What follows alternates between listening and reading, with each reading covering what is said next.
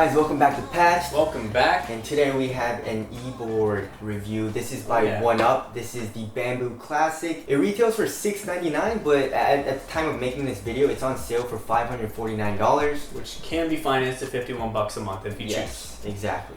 Alright, so we've been riding around with this. Let's get it started off with the deck.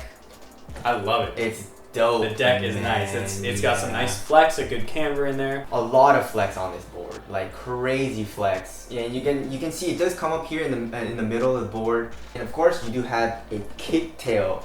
Love that. Kicktail is so nice, especially if you're in the city. You know, obviously when you're at a crosswalk, you don't have to like pick up your board and turn it because the trucks are really. Because it's hard to turn with just the trucks alone, you know, make a sharp turn. Yeah. So that makes it a lot easier to just ride in the city if that's where you ride. It sits slightly higher than other boards, yes. But the battery, it sticks low to the bottom. Doesn't go all the way across, so you can still flex the deck. Yes. But being that the battery doesn't droop down super low, you can still go over bumps without any issue on here. Yeah. And then the wheels on there are very close together.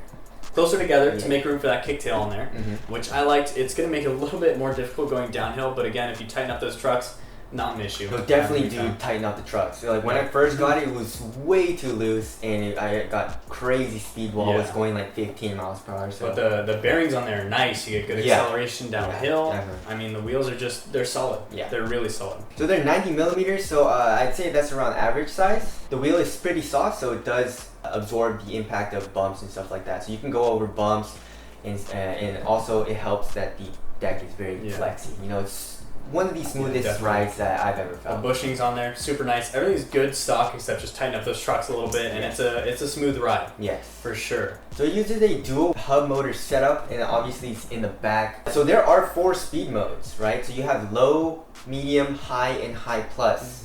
Yo. Yeah. So So I started off at high, and the acceleration on high isn't super strong. But once you put it up to high plus, that's what high plus is for. Yeah, exactly. The acceleration is very, very good, and also the top speed is incredible on this. 28 miles per hour. Yeah, it lives up to it. Exactly. So going on the straightaway, you hit 28. If you're going downhill, this guy hit like 30, a little bit more than 30. I hit. That's crazy. That's crazy. I maxed out at 32 miles an hour going down, and it's nuts. Yeah, and I still do get a little bit of speed wobbles. And more than other boards, especially since this is a very flexy deck. It's because the deck's a little more flexy, and the wheels are going to be closer together, so it's a little bit hard to get stable on there. So tighten up those trucks if you're going to be doing downhills. Very fast. This is mainly, I would say, meant for it's going to be like carving in the city. Yeah, it's super smooth. It feels like you're surfing or you're snowboarding, and just I love the feeling of it. Also, going uphill is very powerful, especially with high plus mode. Obviously, if you're going high plus and you're going full throttle uphill, it's going to kill your battery.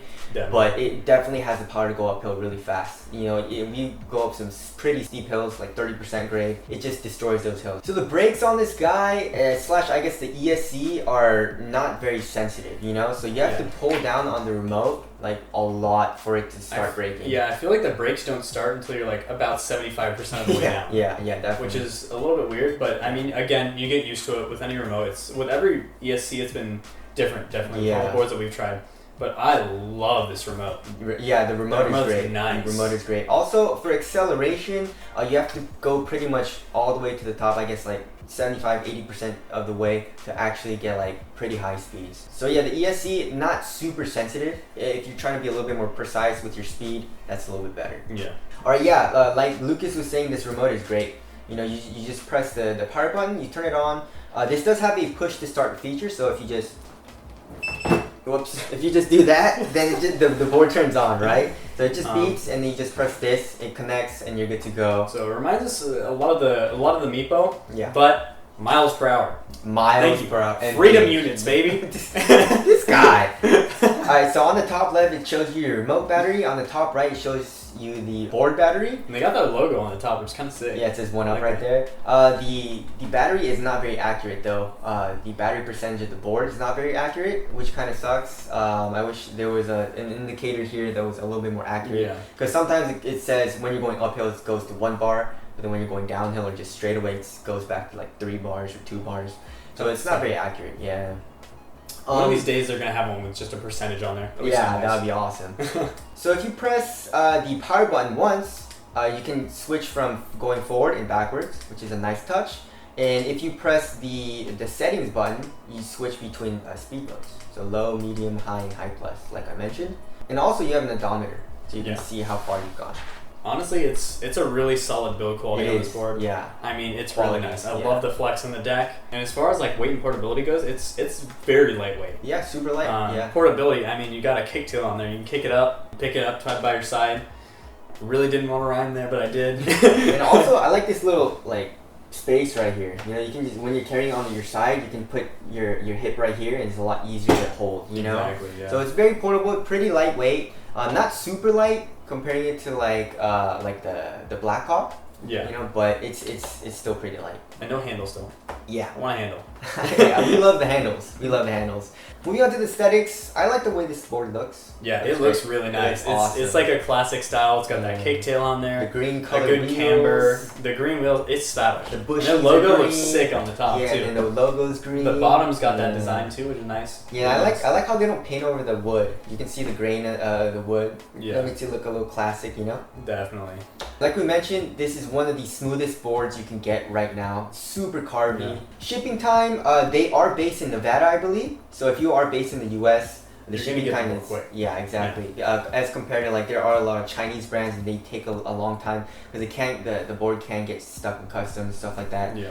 So the board's gonna be water resistant. Yes. So you're gonna have no issues, and I mean I wouldn't take it into the rain just because of the grip tape on there. You don't want that to get messed up. But I mean if you're going through puddles or anything, you're not gonna have any issues with that. You should be fine. For sure. Where I would recommend you ride this is if you want to do a lot of carving.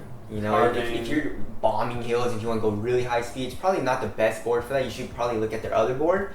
But this board is strictly for carving and if you want a really smooth ride. Yeah, so you can carve it. It's good in city environments. Such a smooth ride. It has no issues over cracks, speed bumps, all that. That high flex deck is really nice to have on there. Yes. Again, if you do want to bomb hills with it, you can tighten up those trucks and you won't have too many issues with that. Yes. The range, it's advertised as 18 miles, but we got around 17 miles, 16.5 miles. We like to go really fast. Yep. But obviously... Fast up the hill. Yes, and go Rush fast uphill too. So, and we're bombing hills, we're not braking. So obviously, it does have regenerative braking, so you can obviously get battery back while you're going downhill. But yeah, the range is great.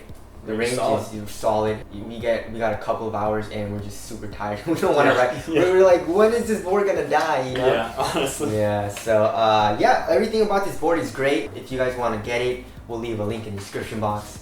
That's our review of the 1UP Bamboo Classic. Thank you guys for watching. We'll see you guys next video. See you in the next one.